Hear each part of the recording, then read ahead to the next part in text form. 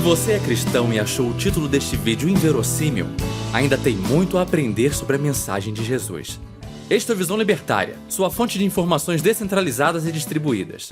Este artigo foi sugerido e escrito por Marco Batalha, revisado por JJ Liber, conferido por Roberto Pantoja e narrado por mim, Leafar. A luta mais importante que a humanidade tem travado ao longo de sua história é aquela entre liberdade e escravidão, entre produtores e parasitas, entre guerra e paz, entre verdade e mentira. Nessa luta, aquilo em que escolhemos acreditar e aceitar como verdade é essencial. Em última instância, são nossas crenças sobre o mundo que determinam nossas ações. Se acreditarmos em falsos ídolos como os políticos, então continuaremos a cometer os mesmos erros de sempre. Essa luta continuará sendo travada indefinidamente. Para que consigamos vencê-la, os ensinamentos de Jesus são fundamentais. Eles são muito mais radicais do que somos levados a acreditar, pois desafiam o status quo. Se de fato compreendidos, suas consequências seriam dramáticas. Os estados cairiam como peças de um dominó. Todos os estados repousam no consentimento dos governados. Esse consentimento não precisa ser na forma de apoio ativo. Resignação basta. Estados existem porque a maioria das pessoas, de uma forma ou de outra, os consideram inevitáveis. Elas acreditam na mentira de que mesmo que estados sejam um mal, são um mal necessário. Se isso é verdade, toda a mensagem de Jesus é uma falácia. Mas felizmente, isso não é verdade. Há uma alternativa: a liberdade. Procuraremos lhe mostrar nesta série de vídeos que Jesus nos fez um apelo para sermos livres e que a liberdade e a mensagem de Cristo são incompatíveis com o conceito de Estado. Para compreender isso, precisamos voltar no tempo e entender como era o mundo na época em que Jesus Cristo nasceu. Há pouco mais de 2000 anos, o mundo não era tão diferente daquele de hoje. Roma era a nova ordem mundial daquela época.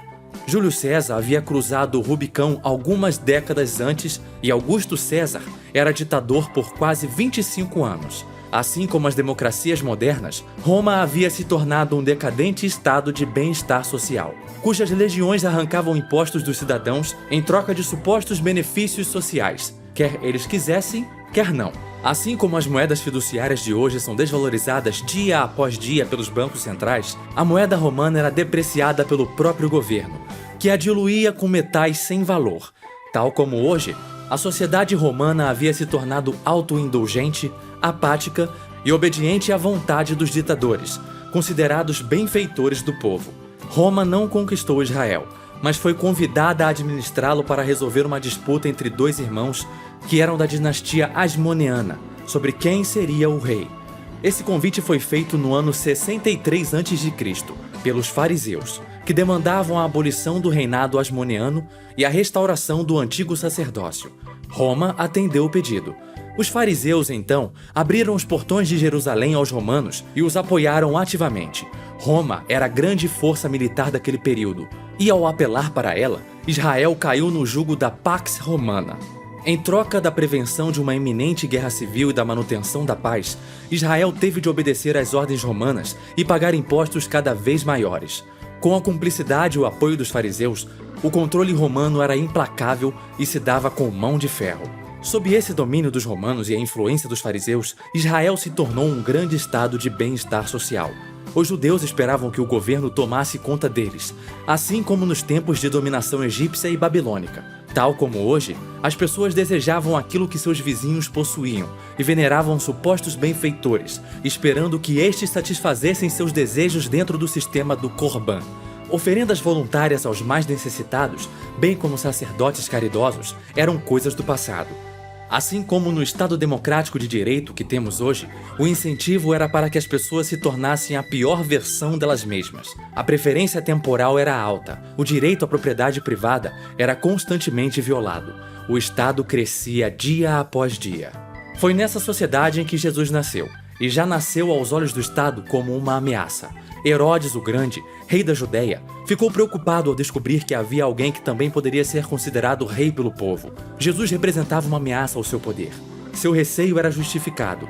Jesus era uma ameaça não só a Herodes, mas a tudo que Herodes representava: o Estado, com a subjugação do povo que trazia consigo. O reino de Jesus era o oposto de qualquer estado que tenha existido.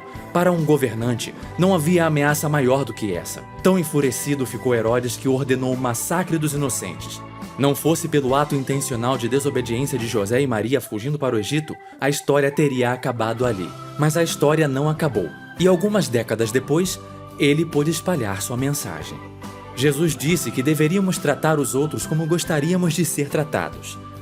Ou, nas palavras dele, abre aspas, assim em tudo, façam aos outros o que vocês querem que eles lhes façam, pois esta é a lei e os profetas. Fecha aspas. Esse princípio é conhecido como a regra áurea. Só isso já basta para demonstrar que a mensagem de Jesus é necessariamente anarquista, no sentido de que não devemos nos submeter a nenhum governo coercitivo terreno. E não só isso, mas também anarcocapitalista, libertária, que defende a ética da propriedade privada e o livre mercado. Como estados, por definição, são coercitivos, é impossível que sigam essa regra áurea. Um estado detém o monopólio da agressão em uma determinada área. Assim, um estado permite que seus agentes agridam os que estão sob seu jugo, mas não permite que estes se defendam das agressões perpetradas por seus agentes. Daí podemos concluir que um estado não tem como seguir a regra áurea. Todos os estados devem necessariamente violar o principal mandamento de Jesus para simplesmente existirem. Enquanto a regra áurea pode ser chamada de um princípio cristão, a regra sobre a qual todos os estados são fundados pode ser apropriadamente chamada de o princípio satânico. Faça aos outros aquilo que não quer que os outros lhes façam. É por essa razão que qualquer um que diga seguir os ensinamentos de Jesus deve necessariamente defender a abolição imediata de todos os estados, onde quer que eles existam. O reinado de Cristo, quando estabelecido na Terra, é fundamentalmente oposto a qualquer governo coercitivo que tenha existido, que exista ou que venha a existir. A ética da propriedade privada é a única que, do ponto de vista lógico, é consistente com a regra áurea, já que ela é válida para qualquer pessoa, em qualquer lugar e a qualquer momento. A crítica que alguns fazem à regra áurea, de que os gostos podem ser diferentes e que, portanto, ela é perigosa em mãos erradas, não faz sentido se entendermos que ela diz respeito à ética da propriedade privada. A prova rigorosa disso é que todos, por definição, se opõem às agressões direcionadas àquilo que consideram como sua propriedade. Se não fosse o caso, então, por definição, tal ação não seria uma agressão, mas sim um ato voluntário. A conclusão inescapável disso é que apenas libertários anarcocapitalistas podem ser coerentes com esse que é o principal mandamento de Cristo. Sendo assim, alguém que siga a regra áurea deve necessariamente respeitar a propriedade privada, incluindo aí o corpo físico dos demais. Não há outra conclusão lógica que não essa. A regra áurea é perfeitamente compatível com o princípio da não agressão, segundo o qual não devemos iniciar ou ameaçar iniciar o uso de violência contra alguém. Logo, se Jesus falou seriamente sobre a regra áurea, e certamente ele o fez, então isso implica necessariamente que ele era um libertário. Quando Jesus diz que esta é a lei e os profetas, ele está dizendo que, em última instância, tudo se resume à regra áurea.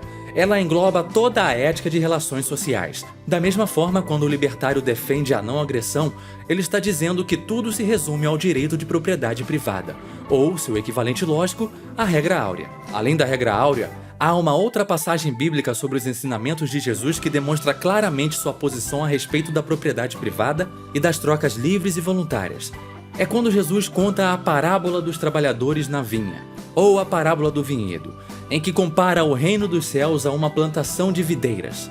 Nessa parábola, o dono da vinha sai para contratar trabalhadores. Abre aspas. Pois o reino dos céus é semelhante a um proprietário que saiu de madrugada a assalariar trabalhadores para sua vinha. Feito com os trabalhadores o ajuste de 1 denário por dia, mandou-os para sua vinha. Fecha aspas. À medida que o dono encontra desocupados e acorda com eles o trabalho, ele vai os mandando para a plantação. Os que são encontrados primeiro vão para a vinha mais cedo e trabalham por mais tempo. Ao final do dia, o dono da vinha chama os trabalhadores e lhes paga o salário acordado, começando pelos últimos e terminando pelos primeiros. Todos recebem 1 denário, tanto os que chegaram depois quanto os que chegaram primeiro. Estes ficam indignados, pois haviam trabalhado muito mais do que aqueles. Abre aspas. Eles trabalharam somente 1 hora e os igualaste a nós, que suportamos o peso do dia e o calor extremo. Ao que o proprietário responde: Meu amigo, não te faço injustiça. Não ajustaste comigo 1 denário? Toma o que é teu e vai-te embora, pois quero dar a este último tanto quanto a ti. Não me é lícito fazer o que me apraz do que é meu? Acaso o teu olho é mau, porque eu sou bom? Assim os últimos serão os primeiros, e os primeiros serão os últimos, porque muitos são chamados, mas poucos escolhidos. Fecha aspas.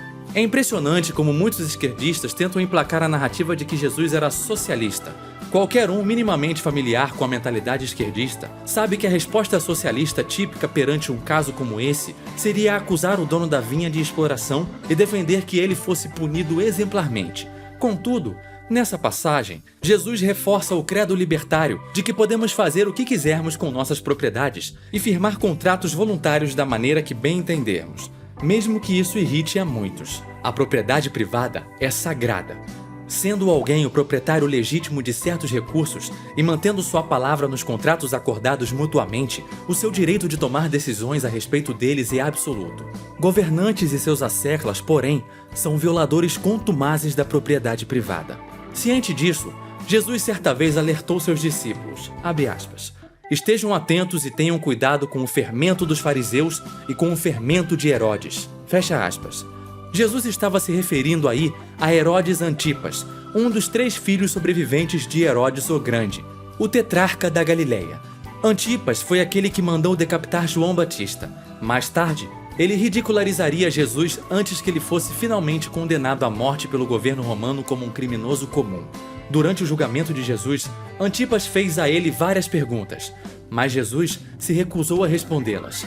Portanto, não só a vida de Jesus começou com um ato de desafio ao Estado, como terminou da mesma forma.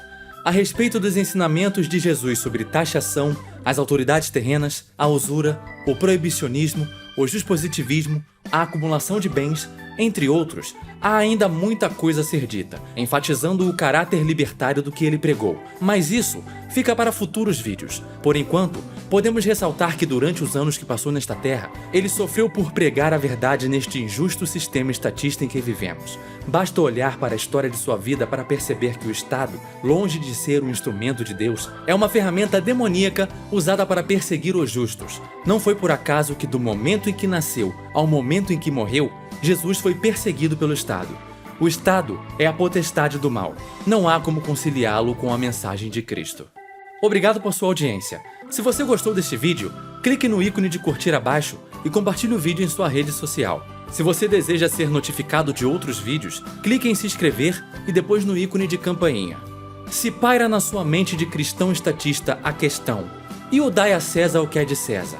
Bom, eu te peço para esperar os próximos vídeos. Um abraço e até a próxima.